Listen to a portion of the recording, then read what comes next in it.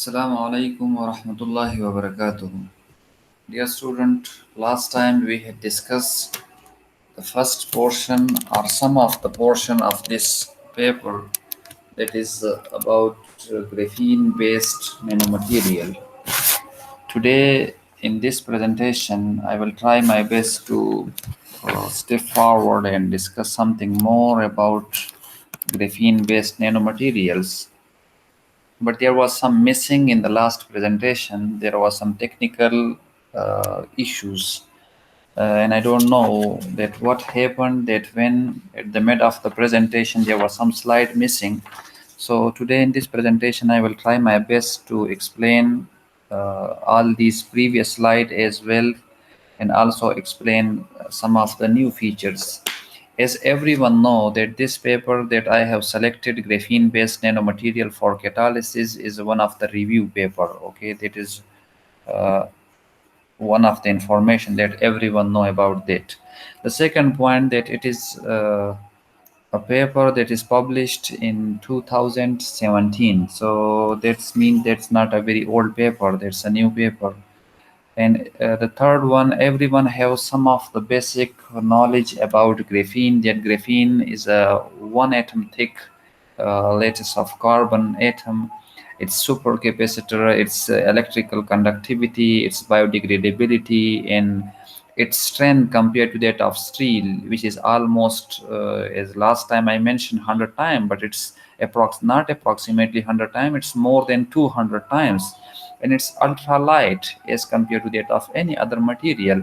So it can make flexible computers, it can make unbreakable phone screens, and it can create the base for new supercomputers.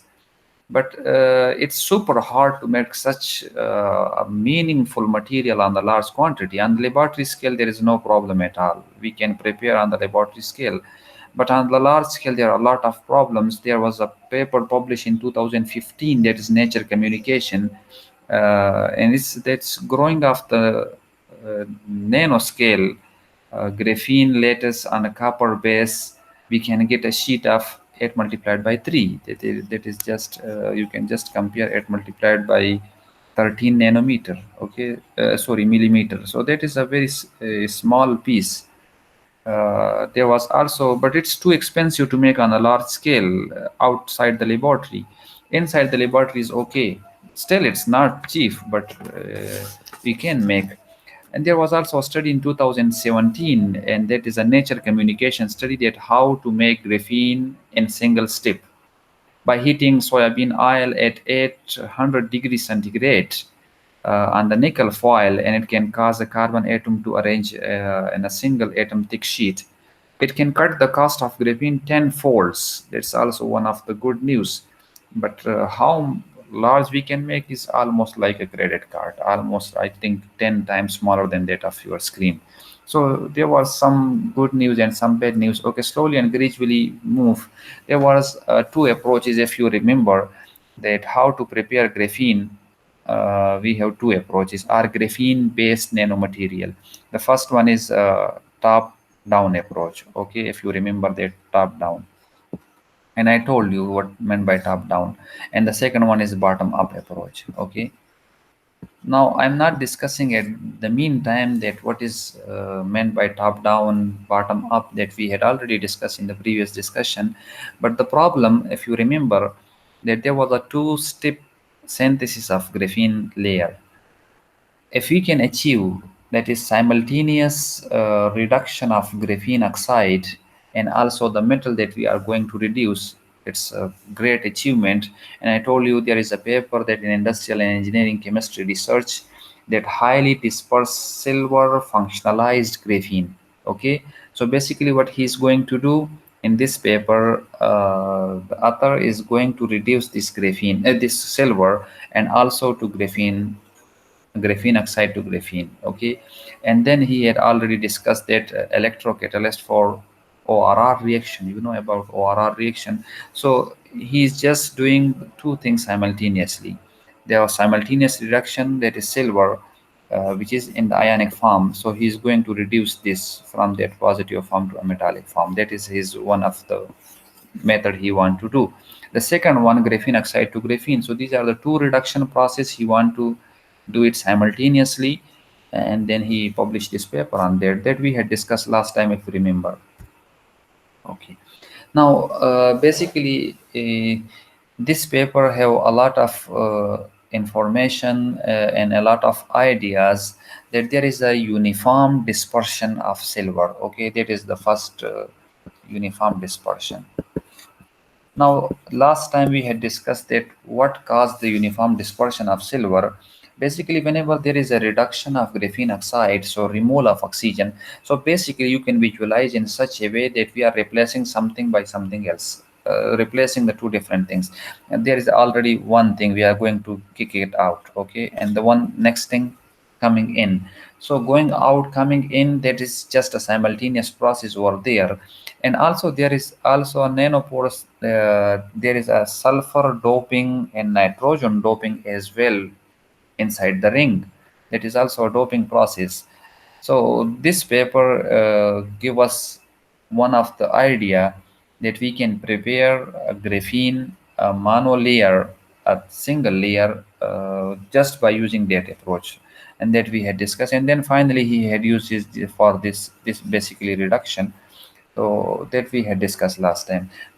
The most important thing that last time most of the student missed, that there is one part synthesis. Okay, one part synthesis, that is very interesting and very important for all the students. Before discussing that, let me just tell you that what is meant by one part synthesis. Okay, I will come back to this slide again.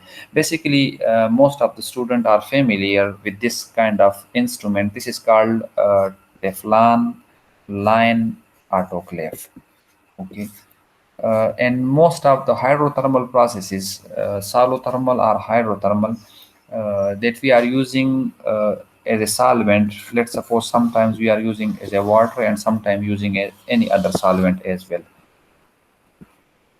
Okay, in both cases, if we are using water as a solvent or we are using any other solvent, basically in this kind of this is not a glassware, that is a lab apparatus that you can use it for your purposes. Okay, I think there is some problem.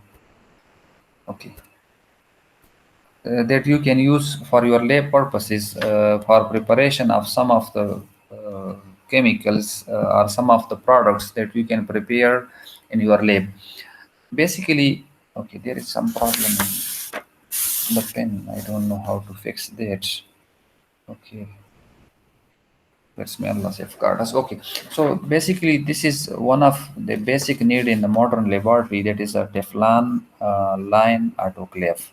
Okay, that is basically a Teflon lining. You can see it very clearly. If you cannot see it very clearly, I can show you another picture. Okay, here you can see it more clear. Uh, as I think is almost not more than 20 ml. Okay, just this is 20 ml. The size varies. You can just vary. We can have a 50 ml, 100 ml, up to 100 ml. We can use in the laboratory. More than 100 we can also, but that is much more larger, and on nanomaterial scale that is really very hard for us to handle. So that is why we don't deal up to that level. Basically, what we do, this is used for one part synthesis. Okay, and how we can say that is a one part synthesis. First of all, let's suppose, let I'm giving you a very simple example, that I'm going to reduce a metal A from its salt form. It is, let's suppose, attached with any kind of salt, and I want to remove that kind of salt, or I want to convert into its atomic form, that is in this form, it is zero oxidation state. So that is simple reduction process. So for that reduction process, we need some most important thing. The first one, what we need, a reducing agent. Okay, that is a reducing agent. The second thing, we also need the salt precursor, what we are using. Let's suppose in this case we need AX. And the third one, we need a medium, because it's not possible that we can just remove both the species from one another and then we can add electron to that. How to do that? Basically, we need medium for that. So in most of the cases we are using a medium here. the water as a medium. Okay, in most of the cases, I'm not referring to all cases, but in majority cases. Then we are using some reducing agent. Let me give you real examples. Okay, when I'm giving you a real example, you will understand it more clearly. The real example, let's suppose I have PD, and that is PdACAC. Okay, we have this salt, and we want to reduce that into palladium PD. So for this, basically I had used hexacarbonyl tungsten, CO whole 6. Okay, we are also use some stabilizer, some capping agent, and some material like that. And basically, what we need else, that is a water. So I just add this salt, reducing agent, and water, and take all of them, put it in this vial, and just stir it for some time. Okay, when I stir it for after some time, it's uniform mixing. I just keep it, put it inside that container, and then put this cover on the top of that. First of all, I will put this cover, and after the covering, it's Teflon line autoclave, so it's complete covered.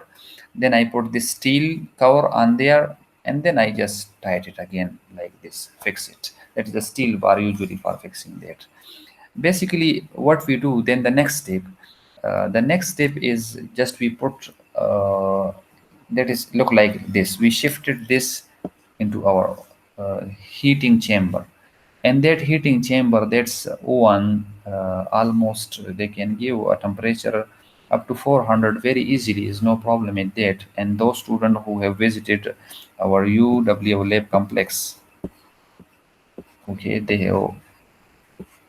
have studied, they have just checked there that there are some heating chamber that you can heat the material. Even we have also some furnaces, they can heat some material up to 1500, up to 2000, up to 2500 degrees centigrade. But in this case, we are just using up to 400-degree, and that's safe. The second point, keep in mind that using this kind of material, this kind of vials, it's safe that even if there are 30 pascal pressure inside, there is no problem in that. So don't worry about that it will burst and it will split and they will create like a blast. No problem over there. Okay, so first of all, what we do, in one part synthesis, we take this thing and we put all our chemicals inside the Teflon line autoclave, and then we cover this, put the lid, and then we put inside that steel covering, and then put this cover, that is a steel also, and then we just tight it by using that by this cover. And after that, we put it in the oven for 10 hour, 15 hour, depends upon on your reaction. Okay, then what our next step? Basically, the next step is whenever we take it the material out of that, so we need to wash that. And for washing, if you remember, I told you that whenever we are going to synthesizing some material, and there is a water based synthesis and the other one is oil based synthesis. Okay, so whenever we are using water based synthesis, water based synthesis means the medium you are using is a water. The oil based synthesis, we are using oil as a medium, because there are some sort of synthesis we are doing in oil amine. Now that's another issue, that why we are using olyl amine, that we can discuss sometime later. But here I'm just giving you a clue that some of the reducing material, they are fast reducing and their reduction power is very strong. We don't need very strong reducing agent. We need a mild reducing agent in order to get a well uh, structured material, and that is a pure, uniform, and geometric shape. And for that geometric shape, we don't need a fast reduction. We need a slow reduction. So in that way, every atom can arrange themselves in a proper way, in a proper position, like that, and then we get a specific geometric shape like that. So that's another issue that we will have to discuss sometimes later on. But here you should just keep in mind that we have two kinds of synthesis. One is water based and the second one is oil based synthesis. Okay, whenever we are preparing some material and that is water based synthesis, then what we are doing, we are going to wash it by using water.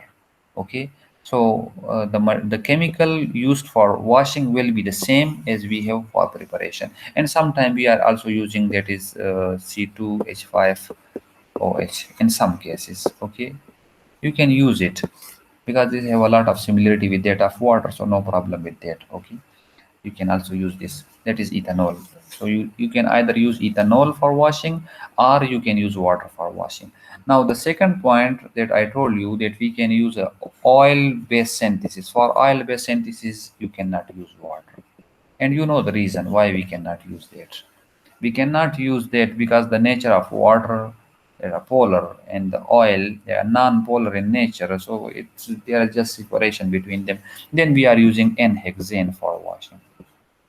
Okay, and how we are washing the material, basically we take the material from here and we divide into different fractions, and we put some of the fractions in different, these are the centrifuge tubes. Let's suppose we have 10 tubes, and the tubes, they look like this one. Okay, they look like this, and we put some of the material over here. Let's suppose that is our material 1 ml, and then rest of the 10 ml we had added, if it is oil based synthesis we add normal hexane, if it is water based synthesis then we are using water or ethanol. Then we are adding normal hexane and we shake it and we centrifuge it for some time, depends upon on the size of our material. If our size of the material is small enough, then it is really hard to settle down at the bottom. If the size is big enough, then it is very easy to settle down at the bottom. The second point, the speed of their centrifuge that they are going to rotate, it also depends on your material. If you have a material that is a 50 nanometer, okay, so for that 50 nanometer you don't need to run your centrifuge with a fast speed. Okay, but if you have a material and that material is 10 nanometer, then you need to move it with a fast speed. So that is just a basic idea behind that. So okay, after settling down in the bottom, we just remove and just discard what is over here, that is the solvent, and replace the water again. We add more water and shake it. So the same procedure we repeat it 4 or 5 times, and after repeating 4 or 5 times we got a pure sample which is not contaminated by anything else. It is our, let's suppose our, we collected in one of that vial, that is our pure sample over here. Then what we have to do, basically the material that we are preparing in the lab are small enough we cannot use it directly for any chemical reaction. We are going to load it on carbon, an activated carbon. We take activated carbon and we load our material on that. Now how to load that material, basically it's almost it depends also on your requirement and on your lab procedure, and also what you are going to do. But generally I will just discuss the general case. In generally we are just using 1:5. Okay, if you are using 20 milligram of your material, then we are using 80 milligram of activated carbon. Okay, then what we do, basically we are just using a sonicator for that. Okay, so what is a sonicator? It's look like this. It's like a tub, and there are waves producing inside that water tub, and we put our that vial, that is usually glass vial, we put over there inside that, and we just sonicate for a few moments. That is from 5 to 6 minutes to 20 minutes. It depends upon again your material. So there is uniform mixing. There is no chunks in that, and you cannot just differentiate it what is where is the material and where is the carbon. Basically that is there is a uniform loading over there. And what we do, basically before loading and after loading we take a TEM image, and that TEM image basically tell us the basic difference. And if you take any TEM image, let's suppose that is a TEM image, and you check that these are your material like this. Okay, it is nice uniform cubes. And after loading on carbon, you see that there are some backgrounds like that, a black, grayish material like that. Okay, so if it is uniformly distributed, you will just look like again that the shapes of the particles are uniformly distributed, and if there are chunks, you can see that they are just like this. Okay, so that is just the confirmation of that. Then what's our next step? Basically, then we are, our material is ready, and then we can use for any of our chemical reaction. Let's suppose if you are an organic chemist, you can take some of that material and just use in your catalytic reactor. If you are an electrochemist, then you are using it like this is a three vial glass, and that is a three neck, that is one, two, and three. Basically this we are, this is our electrochemical catalytic reactor. So what we do, we are using depositing our electrode. Let's suppose that is our electrodic material, and that is the top of that electrodic material. Then we just uh, paint some of our material, that is carbon loaded or catalyst, on that electrode, and then we are using that electrode for any of our reaction, either for, as I told you, that for either for ORR reaction or for OER reaction, or for whatever the case maybe, there are different type of reaction, then we are using for that. So basically what was that till here, that was one part synthesis. That's very interesting and very important for all the students. That is why I discuss in a little bit detail. Okay, now what happened? Okay, yes. Now basically this researcher Hui et al. Proposed one part methods for manganese oxide graphene synthesis through redox reaction between carbons of graphene oxide and potassium permanganate, and through reduction of graphene oxide sheet, the graphene sheets at hydrothermal condition. I told you that hydrothermal and soluthermal is basically the same process that I have just discussed now before discussing these slides. That you put you take a Teflon line autoclave and you put your chemicals there and you heat it. And the medium you are using is a water. That is why you call it hydrothermal condition. With a suitable loading percentage, the aggregation could be hindered, uh, and now that is a basic problem that you, in most of the cases, let me highlight this, then you can easily understand this point. This aggregation, that's a big issue in graphene. Okay, I think you can understand that because graphene is a single atom sheet.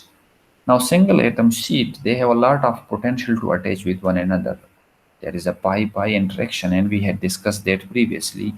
The second point, that is a well dispersed manganese oxide dispersion on graphene layer. It's also achieved by using that processes. Okay, so that is very important for this. Okay, now basically I told you that whenever you are preparing nanomaterial or whatever you are doing, you need to be very careful uh, in some of the sides and some of the sectors. And what are these important things that I want to discuss with you? Till now, what we had discussed, that is a top-down approach. Okay, that is top down approach. And I told you top down approach is usually used by engineers that are not by chemists. Okay, so engineers are usually using the top down approach. The second point, the top down approach, you are taking like big chunks and you are hitting, let's suppose that is your hammer, so you are just hitting that with a hammer and converting into smaller pieces like that. Now, the problem with their top-down approach is you never get a uniform structure. That is, you never get uniformity. Okay. The second point, you cannot control the size, so that is not uniformity. Okay. And every time, whenever you are hitting with the different speeds or different, or if you are cutting, it's really very hard. And that we had discussed previously in different researchers' approaches, that they are want to prepare the graphene based nanomaterial, and they were unable even to reduce completely. So they used a term they called so called complete reduction. Now, that was not a 100% reduction, that is called so-called reduction. And the reason behind there was some oxygen which remained bounded with that of sheets. Now, the already attached oxygen, they create a problem whenever we are studying its catalytic property. And there was some research paper that they had discussed, uh, particularly the photocatalysis and the electrocatalysis. And that photocatalysis and electrocatalysis, I told you that even we can count for one oxygen if there is a graphene layer and there is only one oxygen attached, we also count for this oxygen as well. So that is why the top-down approach is okay up to somehow, but that's we cannot get a pair compound. Okay, that's really very hard that we cannot get a purity. So till now what I had said, we have two problems with top down approach. Okay, the first point, we cannot get purity, and the second point, we cannot get uniformity. If we can solve these two problems, then we have no enmity with that of top-down approach. But basically, we cannot achieve that. To be very honest, we cannot neglect these 2 points at any stage. What's the most important one? That is a bottom-up approach.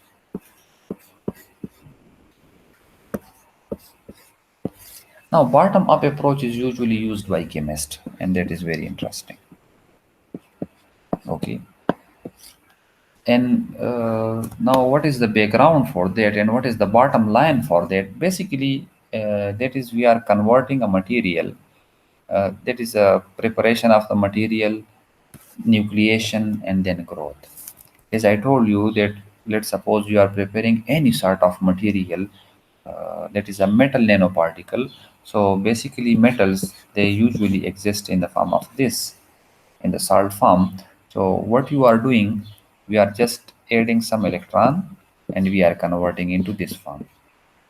Now then these nuclei, there are many atoms like that. They just combine in such a fashion that they can grow slowly and gradually, and they can give us a very good uniform crystals like that. And the beauty of that process is we never get any of the foreign particle except this one. So the summary of my this discussion is basically that bottom up approach is one of the versatile approach and one of the very what we can say a valid approach, or the method by which we can also control the purity. We can get a very pure and uniform structures. So the problem that we had have last time in the top-down approach, we can solve that purity problem. You can get a pure compound by using top-down. And the second one, that must be uniform. And I think you have the idea now what is meant by pure and what is meant by uniform. Okay, so that is very important in synthesis.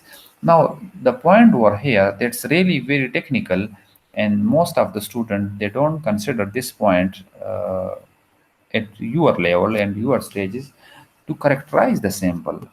They are just running after preparation of different compounds, but they are unable even to characterize properly. Basically, what the scientists do and what the researchers do, you have to quick look to that sides. That's very important. For example, if you prepare any material, now you are going to prepare a material on any substrate or substrate free synthesis. Okay, so either you have prepared, you have put a plate like this. Now it's undeniable truth that you cannot put a plate like that in the real life. It may be there are some ups and downs, some grooves, and some diatoms, and some clinks, and some defects in that. But the catalyst that we usually going to prepare, that is consist of a metal, oxides or sulfide, and support material. And then we are adding some chemical promoter for its activity and for its selectivity, and we are just adding some structural promoter for mechanical properties in order to maintain its mechanical property strong enough. But the problem over here, keep in mind that whenever we are just dealing the catalyst as it is, it's really hard to implement any kind of model on that.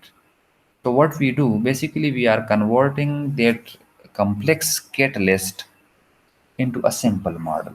Okay, promoter has been removed. Okay, what we had added here, we think, okay, we have not added any sort of promoter. Great. Okay, now substrate is considered to be as a, oh, sorry, substrate is considered to be as a planar one. Okay, now there are also other sorts of substrates, and that you have studied in your previous classes, that it may not be possible that it is like a polished surface. So that is another problem, but for the sake of simplicity we are taking considering it as a, you remove all the promoters and you consider the substrate as a planar one. Okay, then we have different methods how to investigate. Now there are different ways methods by which you can investigate, and you can just find out are uh, chemically characterize or physically characterize or electrically characterize your material. There are different ways. There are some that you are going, some methods that you are going to check your material with the light. Sometime you are going to check your material with the heat or with the photon or electromagnetic field or neutral field. There are different ways. So basically just taking a broader overview, there are spectroscopic techniques that you are using. For example, spectroscopic, I will give you, you are using IR technique for some of your material. You are using NMR technique. You are using FTIR technique. So these are just spectroscopic techniques. And there are microscopic technique and diffraction technique that are used. Now here, there is a summary. For example, this is a your catalyst. In the center, that is your catalyst. And you are going to heat your catalyst. Okay. It means that you are going to excite your catalyst by heating. Then what will happen? And if you just remember that TGA, that is nothing but this study, thermochrometric analysis. Okay, so that is, and there are also that you are shooting it with ions, with electrons, with neutral particles, with electromagnetic fields or photons. So basically, these are just giving the circle represent the sample under study. Okay, that is in the mid or in the center. The inward arrows denote excitation process, while the outward arrows indicate how the information should be extracted. And you are familiar with that. And previously, we have a complete semester just for discussing different sort of techniques by which we can characterize our sample. And I think you all of know you better about this kind of information. Let's have a quick look to the scientist or the researcher what they are doing.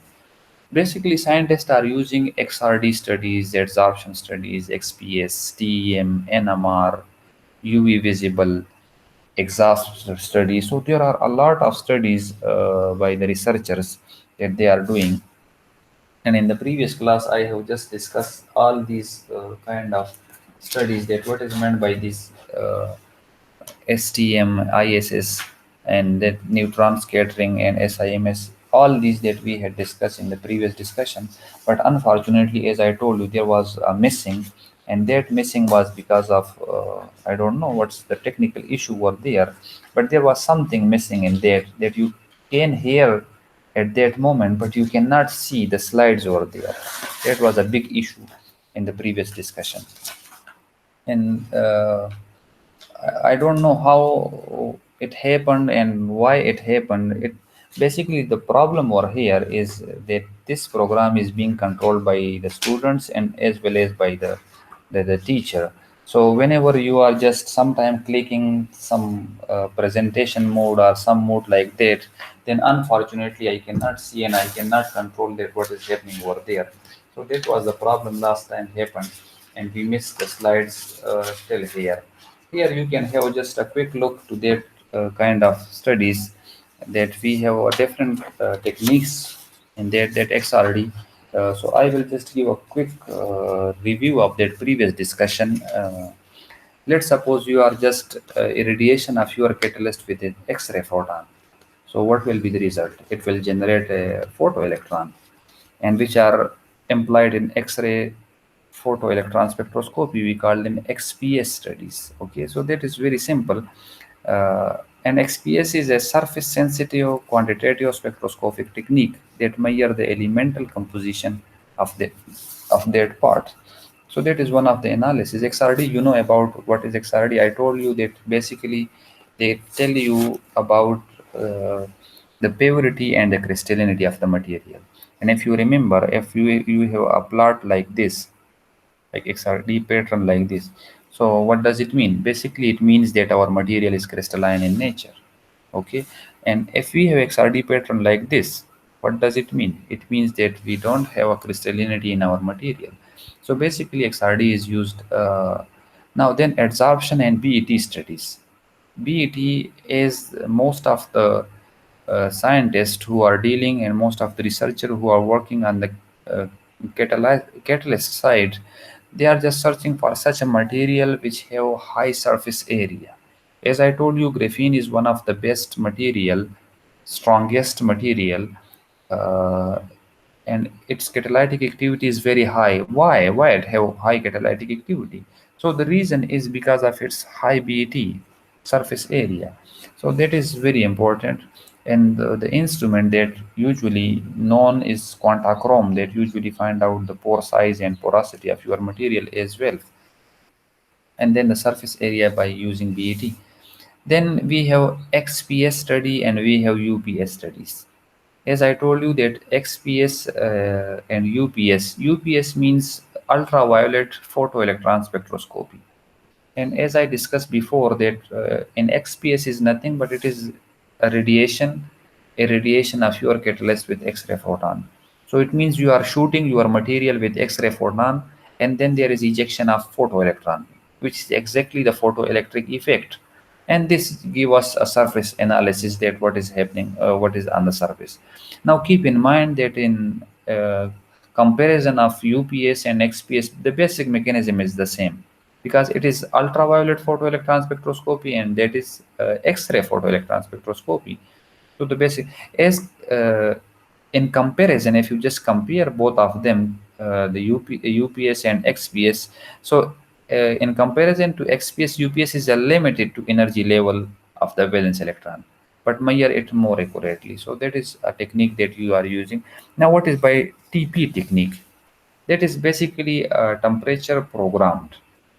Then temperature programmed, there is also, what does it mean basically? Basically, it means that heat spent a catalyst and look what the temperature reaction intermediates and what are the products deserve from that surface. So that is called DPD studies. Then DPD, keep in mind we have different sorts. It may be possible that there is a oxidation reaction. It may be possible there is a reduction reaction. So if there is a reduction, we call them TPR, temperature programmed reduction study. If there is oxidation, so we call them TPO, temperature programmed oxidation studies. And if there is sulfidation, so we call them TPS studies. That we can just classify in that. TEM, ACM, you know about that. NMR, you have a lot of studies about NMR. Uh, UV visible, there are a lot of presentation in the previous semester. Okay, that is a new term over here. Let me highlight this new term. Okay, so that is exhaust. That is a new term. This time, maybe some of know, uh, some of you people know about this.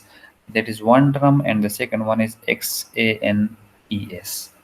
Usually, people call them exhaust. That is extended X-ray absorption fine structure spectroscopy. Okay, and the XANES, that is X-ray absorption near edge structure. So these are the abbreviation that are used. The other term that is AES, I think you know about, because AAS, atomic absorption spectroscopy, and AES, atomic emission spectroscopy. What is LEED? It is low energy electron diffraction, and that you have already studied in one of the previous presentation. Raman, you know about Masabor spectroscopy, you know. Okay, all of this. Okay, the one that is LEIS and ISS, that is a little bit newer for all of you. Maybe some of uh, you people know about this. That is a low energy ion scattering, and the H. Some people they are using another term over here, okay, and that is they are using not HEIS, that is LEIS, and they are using HEIS. They are using this term as well. Okay, this pen is, so some people are using HEIS. Okay, so what is meant by HEIS? Basically, it stands for a high energy ion scattering spectroscopy. And MSI, mass spectrometry imaging, and they have then different sections. That is SIMS, that is used over here. Basically, this means secondary ion mass spectrometry imaging. And they have also another DESI portion, that is DESI.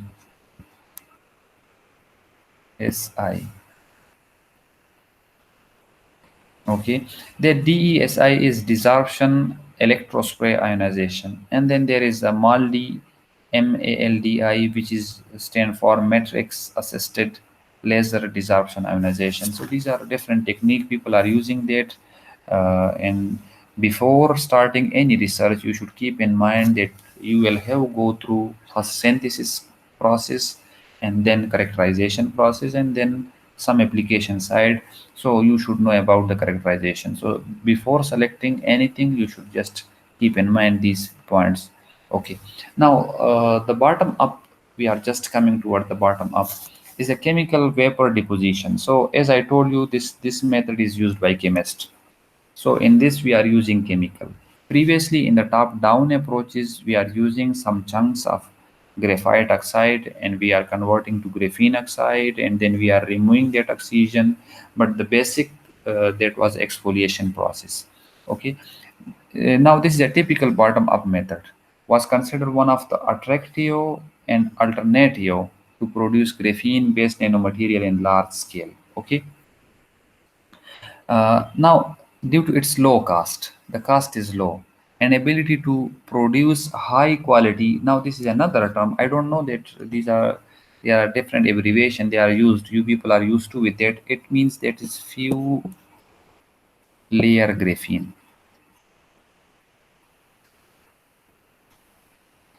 Okay, it is few layer graphene. So there is a chances that if you are preparing a graphene and you cannot prepare a single layer, is okay if you can prepare a few layer. It means that is a single layer and you are unable to prepare in such a way, such a fashion. Oh, it's okay. You can prepare this like this. There are 3, 4, 5 layers. They are attached. Is okay, no problem. There is a few layer graphene. That is very attractive. So this bottom up methods, there are some very good papers on that bottom up methods. Like for example, there is a paper, and that paper is in the Nature Nanotechnology, which is one of the very attractive and prestigious journal, having a big factor more than 40. That is just 38 or 39. Now, making graphene on large scale, how to prepare graphene on large scale. I told you just in the start of this class that there was some very attractive sides of that graphene, and there was also a paper that was published in the 2017, and that is Nature Communication paper, that how to make graphene in a single step. Now here, making graphene on large scale. Large scale preparation is something else, and that is very interesting. Okay, if I have this slide, so let me just, before discussing that, let me just share something very important. Most of the people, they are asking this question, that what you people are preparing in the lab.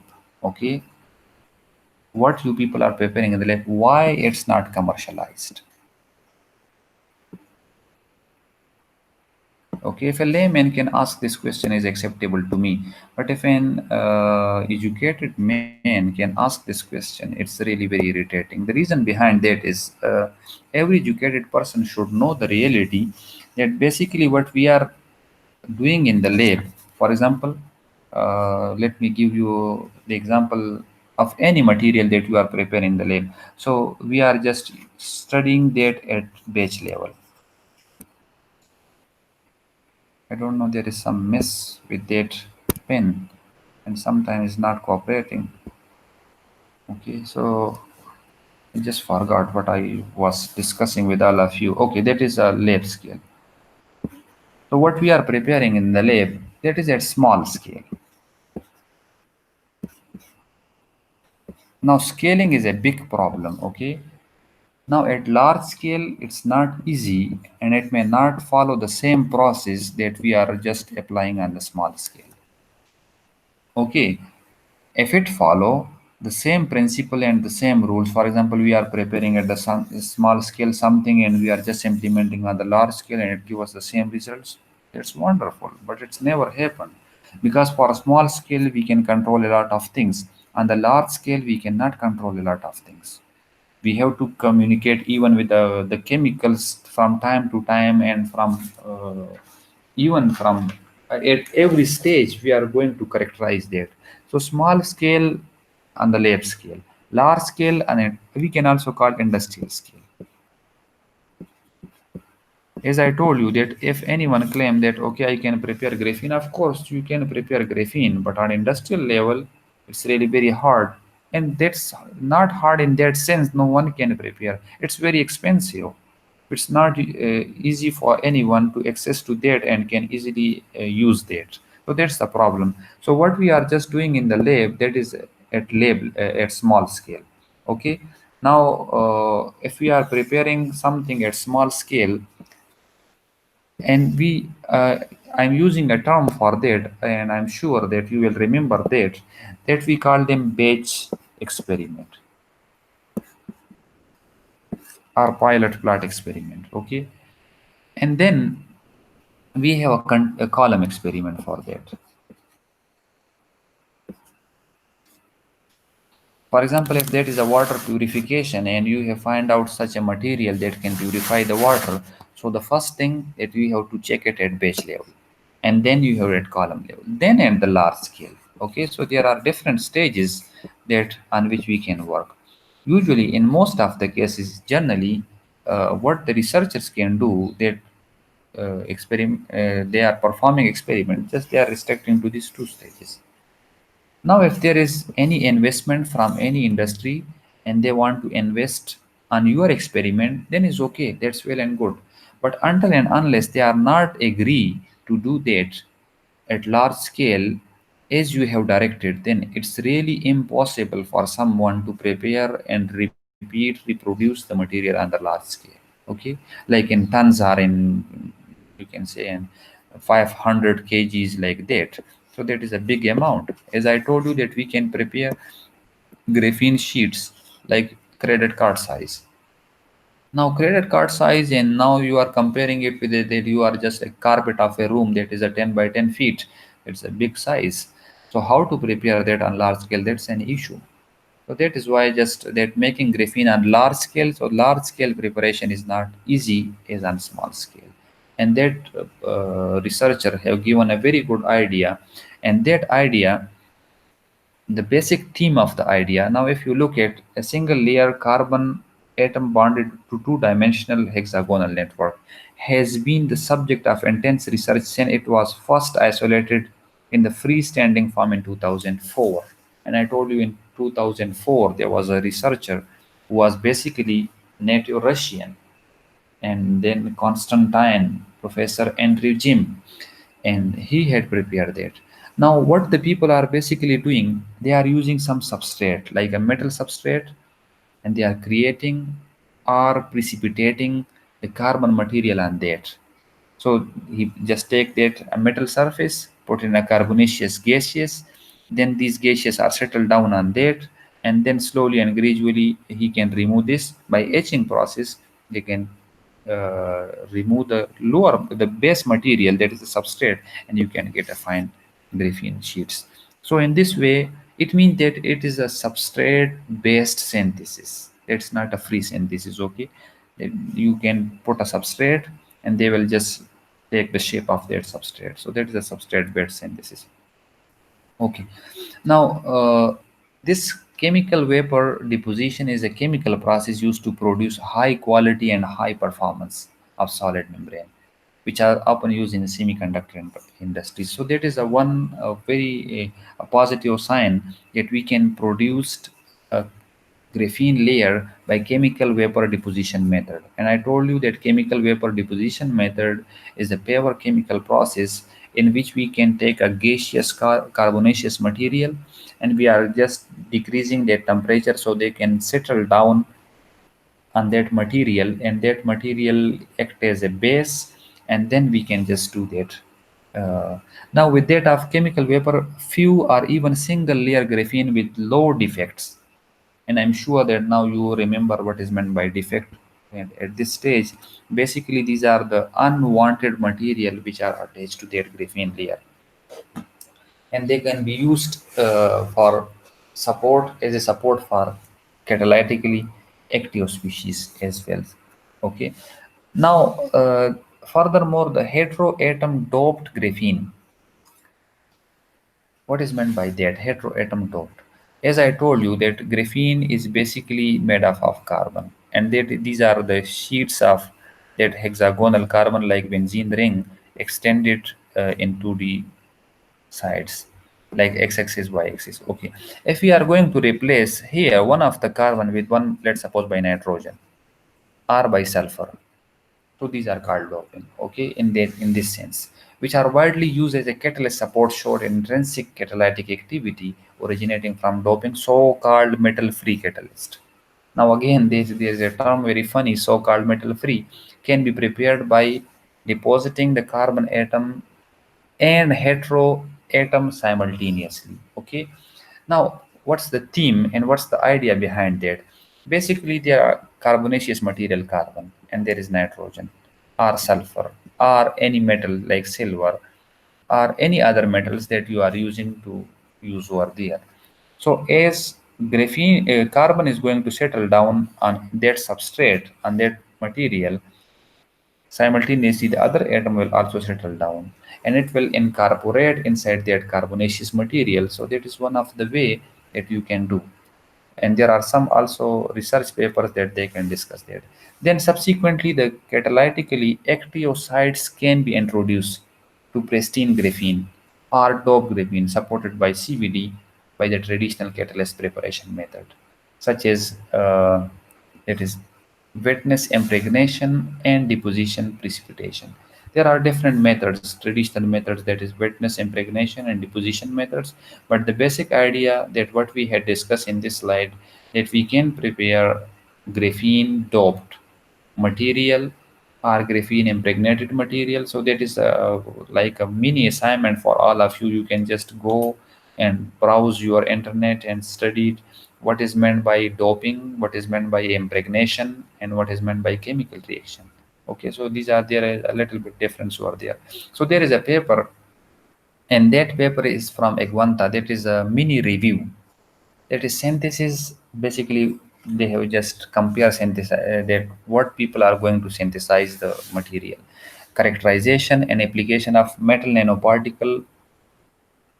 The second point is characterization, and the third is application of metal nanoparticles supported on nitrogen doped carbon catalysis beyond electrochemistry. That is a one of very interesting and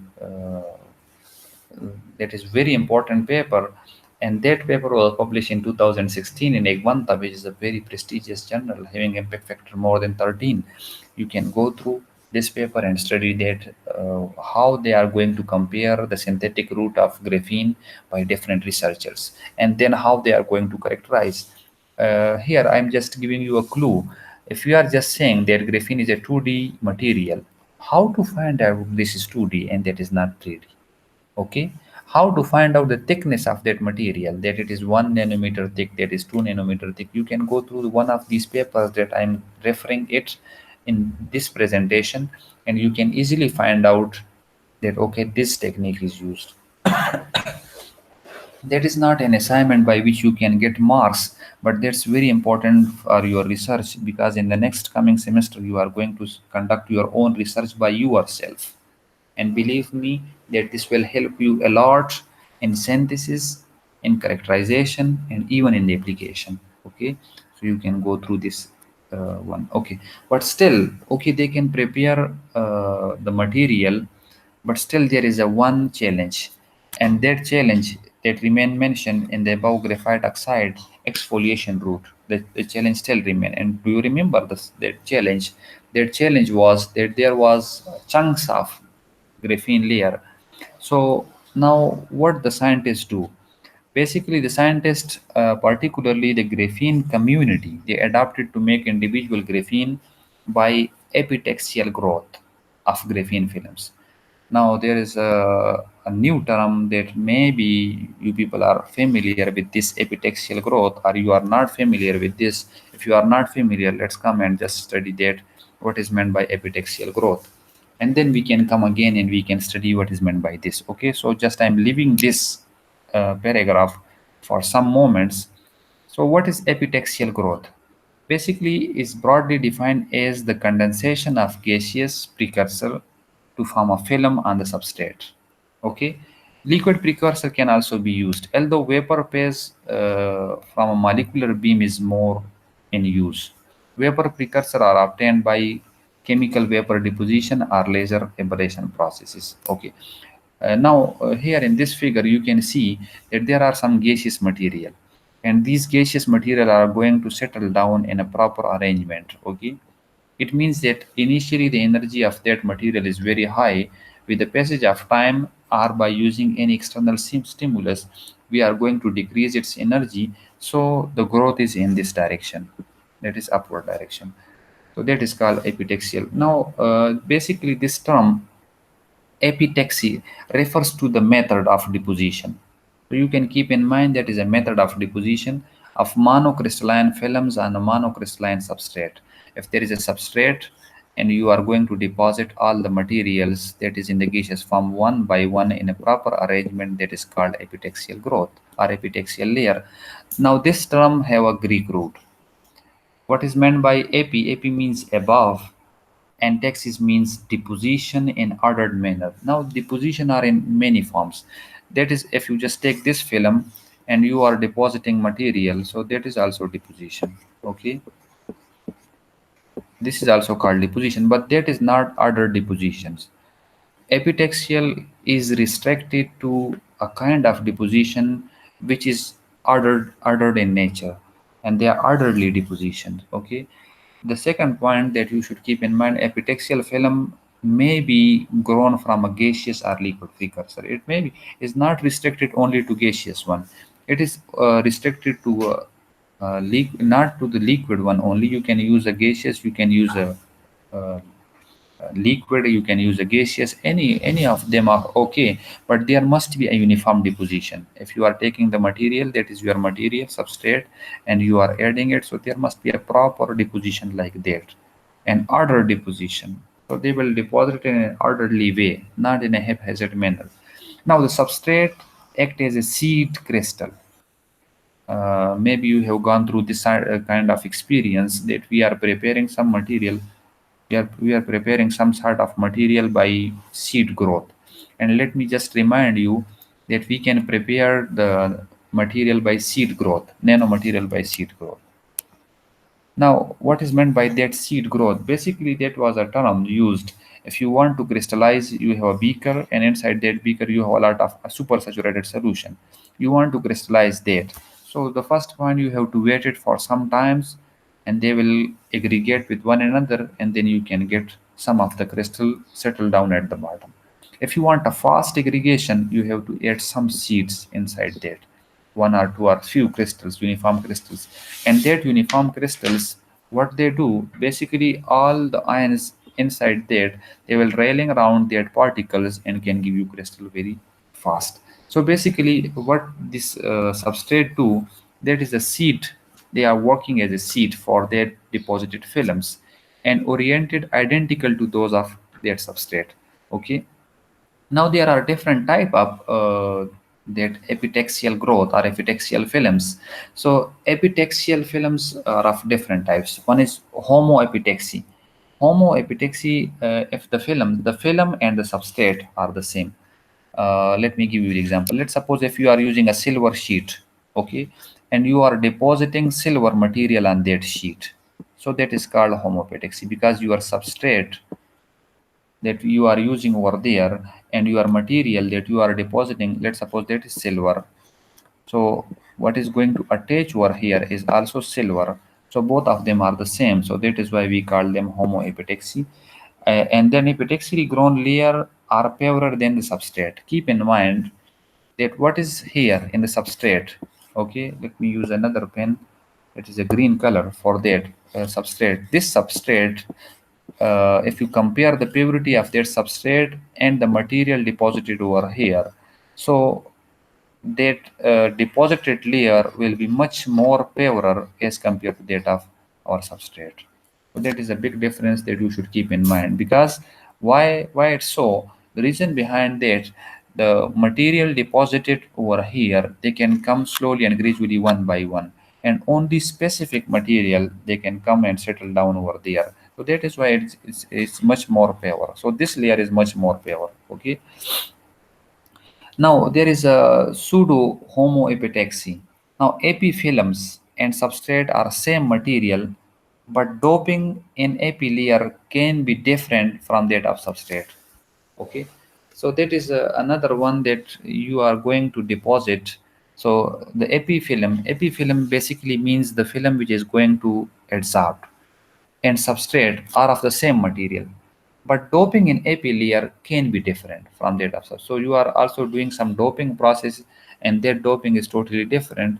Like for example, silicon, doped silicon and undoped silicon. So if you are using that kind of material which is going to settle down on any substrate, so that is called a pseudo homoepitaxy, because here the substrate and the deposited layer are the same, but the deposited layer are different. They are doped or undoped. So that is the reason that we call them a pseudo homoepitaxy. There are heteroepitaxy layer. Now, the heteroepitaxy, basically the film and substrate are totally different. Okay. Now, there is also a pseudo heteroepitaxy, chemical commonality between the films and the substrate. It may be in some cases. So these are just the terminologies that you should keep in mind. There are also liquid phase, and there are also vapor phase, and there are different cases. Now, liquid phase epitaxy, basically that is a method to grow a semiconductor crystal layer from the melt on a solid substrate. You have a solid substrate and you are going to deposit something from the liquid phase. So that is called a liquid phase epitaxy. And now we can also use a vapor phase. This happen at temperature well below the melting point. Now why we are using well below the melting point? Because if we are using above that melting point, it will remain in the liquid form. So that is the reason that we are using a below temperature than the melting, so it can easily convert into their deposited over there. The semiconductor is dissolved in the melt of another material at a condition that are close to the equilibrium between dissolution and deposition. The deposition of the semiconductor crystal is slowly and uniform. So that is a very important, that whenever you can easily differentiate between that there is a deposition and there is a dissolution. So if the particle is going to dissolve inside the material or any solvent that you are using at a temperature or any condition, and you just fluctuate a little bit, like we had studied previously in disturbing equilibrium. So you are going to disturb equilibrium and the material will uniformly deposit over there. Now the equilibrium condition depend very much on temperature, and I told you that basically it depends on temperature and on concentration of the dissolved semiconductor in the melt. Why it depends on the temperature? It's very clear. If you use above the temperature, then that deposition layer, it will remain in the liquid form. If you are using below temperature than that, it can be easily crystallizes out. Now there is a vapor phase epitaxy, and that is of our interest. Basically, in most of the cases, we are using vapor form of the material which we are going to deposit, and that is also called atomic layer deposition. Is a thin layer deposition technique that is based on sequential use of gas phase chemical processes. Now, what we are doing basically in chemical processes, we are converting material into atomic form and we are converting into gaseous form. Now, these gaseous form under controlled temperature can easily be converted or deposited on any material. Now, this is basically atomic layer deposition is considered a subclass of chemical vapor deposition, because chemical vapor deposition may be atomic or may not be atomic. So in case of we are considering atomic layer, so that is a subclass. Okay, and basically we are using some precursor and some reducing material, that is a chemical portion, and then when they are going to we are going to prepare that, going to excite that, and we can easily convert into deposited layer. Although the repeated exposed okay, that is an important point. Though the repeated exposure to the repeated precursor, a thin film is slowly deposited. Now, it may be possible that once you deposited a thin layer, so basically we have developed the potential of that substrate in such a pattern that once the material get deposited over there, the next material cannot attach over there. So, and in this way, we can just restrict that. Okay. Now, there is also a molecular beam epitaxy. Uh, to make an interesting a new crystal using molecular beam epitaxy, you start off with a base material called substrate. Once you use a substrate, which may be familiar semiconductor material such as silicon, germanium, like that, and then you have to heat the substrate typically up to few hundreds, that is 5 to 600, and then you fire relatively precise beam of atoms or molecules at the substrate gas at substrate from guns called effusion cells. So basically what does it mean? It's the same way that we are using for vapor deposition, or the same way that is a liquid deposition. The basic mechanism is exactly the same, but here the molecules, we are using some molecules, and that molecule is going to land on the surface and then condense, and then slowly and gradually make a layer over there. So that is why that is an example of thin film deposition, and in many industries they are using this process as well. Okay, that is one of the quotation, saying, very famous saying of the professor Henry Constantine Jim, who is the I think the legend and the most famous person, and who is the leader of that graphene based material. And I told you that he got a Nobel Prize in, he's a Nobel laureate in 2010. He was not alone, one of his fellow as well. So he had just said that never torture student with dead boring projects. It's very important. That is why today I decided just to talk a few, to take a few minutes, a few words just on dead and boring projects. And basically this is relating to you people, because after a few months you are going to conduct your own studies. Keep in mind what you are doing, that is a project, that is your project. Okay, that is not a teacher project, professor project, and you cannot say that that is the work given to me by that professor, so he is responsible to conduct that. No, that's not possible. Okay, that's super personal. I will use a term that is super personal, and that is something which is stick to you people for long time. You cannot deny that reality. Okay, if you fail to do that project, no one will blame your teacher, everyone will blame you, that why you have not started at time, and why you have, if you cannot do it, why you have started that, and then you have to listen to a lot of some uh, I will just use the word bullshits from different peoples. So that is why be very careful in selecting a project. That is a very personal. The second point that is very important, try your level best to find out that what you can do, what you really interested in. For example, if you are really interested in preparation of nanomaterial, and don't worry about any other things. Okay, you have just studied the, you have just devoted yourself. Okay, I can prepare nanomaterial, then you can do that, because fresh memories have very short shelf lives, they don't have so you should keep in mind that once you have made your mind, be constant and be persistent to your that terms. Okay, don't try to that today you have studied nanomaterial and tomorrow you say no, no, no, I cannot work on that, I am just want to switch from that. That kind of switching from one side to another one, that's not working, particularly in the research side. So research basically need devotion as well. Okay, research needs a lot of devotions, and my this pen is not devoted enough just to give. So that is why it's very important for all of you that it's need a lot of time, they will just use a lot of your time.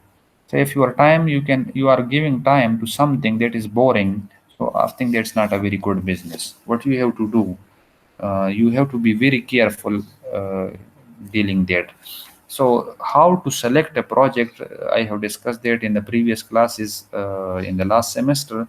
Basically it's super personal. You can think for a while, even for an hour, and you can just talk to yourself that what I can do in a better way. If something you can do in a better way and something you are really interested, so don't hesitate to talk to anyone. Okay.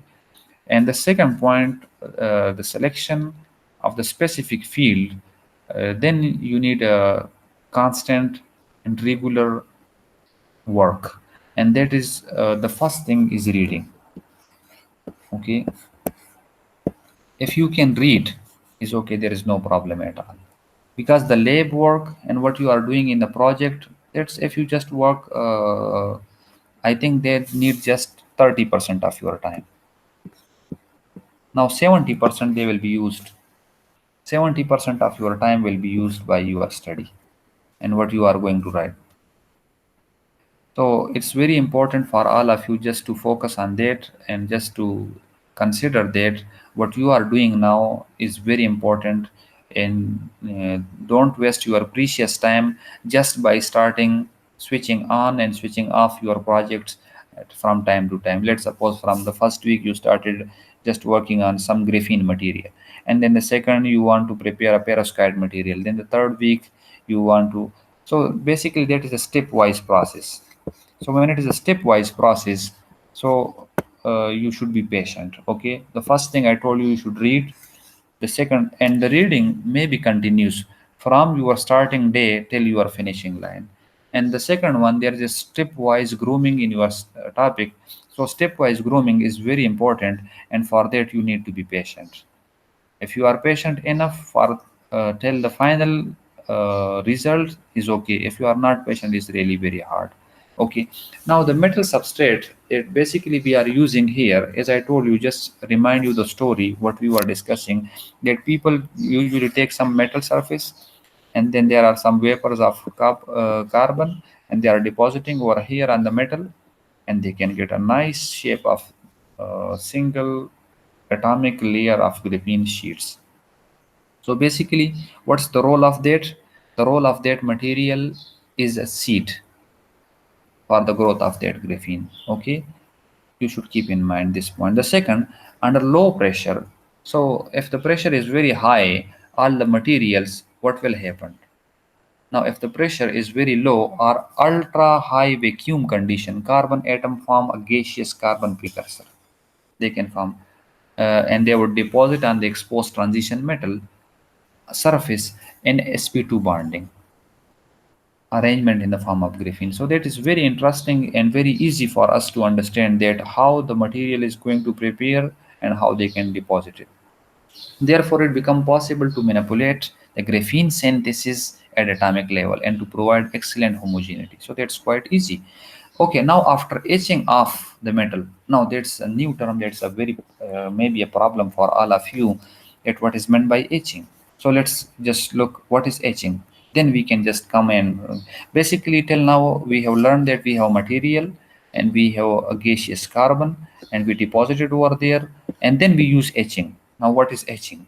So basically etching is removing of unwanted material from the surface of a required pattern. For example, here we don't need this.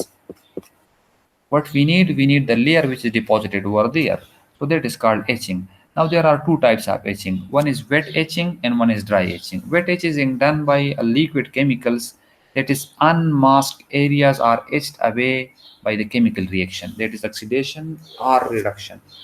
So basically there is oxidation or reduction of that material, and then we can just remove that. Basically that is one important step, and there are different agents, that is potassium hydroxide, you can use HF, you can use, that is BF6 is also one important, and you can also use BCl3. So there are different important kinds of chemical they can use for etching purposes. Now here, that is one of the example. Now there is a layer. and there is a silicon layer, and that is a masking layer, and that is a substrate, okay, over here. And what we are doing, that is we want to remove that silicon oxide by etching processes. So let me just give you a little bit more clearer example than this one. For example, you had prepared a material, and that material is of let's suppose of gold, and that is a gold that you have a hexagonal shape structure, that is the red one, okay. Then inside okay, first of all, that is the red one that you have prepared is all these red structure, which is like this, is PD. Basically, I'm giving the example of PD many times. The reason behind that, I have practically worked on PD, so I face no problem in just dealing it in great details. So that is PD,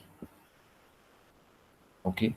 Then the second one, I'm just coating a platinum, and I'm just showing it with a green color, okay. I'm just coating here platinum that is outside that. Okay, it changed the whole color. I don't know how it happened. So that is so now we have two different kind of material. One is inside that. Inside that we have PD, and outside that we have a gold layer. Let's suppose we have a gold.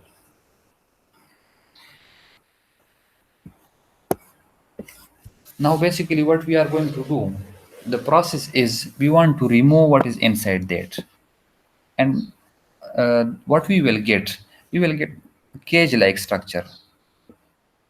It is like this kind of structure, a hollow structure. Inside is a totally vacuum. There is nothing inside that. How to do that? Basically, we are doing that by using some of the agents. For example, by using HCl, and we can easily use a yeah, RHNO3, that is nitric acid. So any kind of that is HNO3 or HCl or H2SO4, like that kind of HN compounds we are using it. So it can dissolve what is inside, and they do not dissolve outside. So we need a selectivity of that material as well. So what in this given figure, basically they are doing, they are want to remove this silicon layer. So how they are doing to remove that? They are using HF, and HF is going to dissolve that silicon and silicon H2SiF6 by using that. So that is one kind of the methods that you can use it for that silicon layer removing. So that is a etching, and for that etching you need to be a very selective etching. Okay, if you cannot use it as a selectivity, for example, if you want to remove this silicon layer, and they also remove the other what is here, and also remove the upper masking layer and each and everything, so you will get nothing. So sometimes we want to remove what is inside, but they also remove what is outside. So we should be very careful by using any kind of chemicals, that they can only remove what is inside, and they do not disturb what is outside. So they slowly and gradually just diffuses into the material, and they dissolve it, and they just give you a fine structure, hollow nanostructures. And that's if you go and browse your internet and study some of the hollow materials, that is the hollow nanostructures, you will get a lot of fine structures of like that material. And they are mostly, they are prepared these hollow structures by using that etching compounds, and that etching must be very selective in nature, okay. Okay, now there is also a plasma etching, and that plasma etching is also called dry etching. Okay, unfortunately, I cannot remove what is, and the eraser is not working, so I cannot remove what is on the screen. So just be tolerated for a few moments. So etching is basically done by exposing the material into bombardment of ions or plasmas. So basically, what is in the plasma? In the plasma, we have a highly ionized state, and if we are going to subject our material to that high ionized state, we call them a dry etching, and that is faster. They are selective. There is low damage, and that is anisotropic, and that is an easier way. And both the chemicals and ionic species play a role in that. And the example is here in this image. Basically, they are using a radio frequency waves. Okay, so that here is a plasma inside that, and you can put our material over here on the electrode, and they can convert your material if as you are wanting a proper etching, a selective etching. So that is a one method. So basically what we are okay, what we have to discuss here, there was an etching process. Okay, here now, after etching of the metals, we obtained a large size of it. Basically, we had prepared the material like that. As I told you that we have material, substrate, and we grow graphene layer on that. Now, how to remove the substrate? That is by etching. So that is why we need etching process. Uh, so after etching of the metal, the obtained large area epitaxial graphene films up to a few micrometer in size could be subsequently transformed into a substrate and for it application process. And that is why we need. Okay. So that is why that CVD, chemical vapor deposition, has been viewed as a most versatile and commercially viable technique. Why? The reason behind that is it's very important in that sense because they can give us a high purity and high uniformity of your material. Otherwise, there are also some other techniques. They can also give you a proper function. Now we have a lot of papers in that regard. For example, there is a paper in the nano letters that catalyst free plasma enhanced growth of graphene from sustainable sources. That is a very important paper. There is also another paper published in the Carbon that detailed investigation uh, on the mechanism of co-deposition of different carbon nanostructures. So these are the two papers. They are very prestigious papers, but I think the time is not enough that we can discuss all of them in detail. So I think I should stop over here. Just to remind you that basically the graphene layer is quite flexible. The surface area is very large, and we can just also add some of the other atoms by doping that and that by doping you can go through the nanoletters paper published in 2009, and there is a nitrogen doped graphene by chemical vapor deposition methods. There are also some other very important papers. For example, there is a nitrogen doped graphene by pyridinic dominances as a highly active and stable electrocatalyst for oxygen reduction. Okay, if you just keep in mind, there is one thing common. Before I will not take more than 2-3 minutes. That most of the chemical reaction, they are electrocatalysis. Whenever they are going to dope graphene or whenever they are going to prepare graphene for power synthesis, so they are targeting particularly electrochemical behavior. Why they are just targeting that electrochemical behavior, and why they are saying again and again that preparing nitrogen dope, preparing sulfur dope for high electrocatalytic activity of ORR, OER, and whatever the reaction may be. The reason behind that is, as I told you, that electrochemical characterization of the material, they can also count to a small defects as well. Even a single or two atoms defect in that, they can also count into that. So that is the reason that you should take care of that. I think it's enough for today's discussion, and I hope that you have a very good time. Thank you so much, and assalamu alaikum wa rahmatullahi wa barakatuh.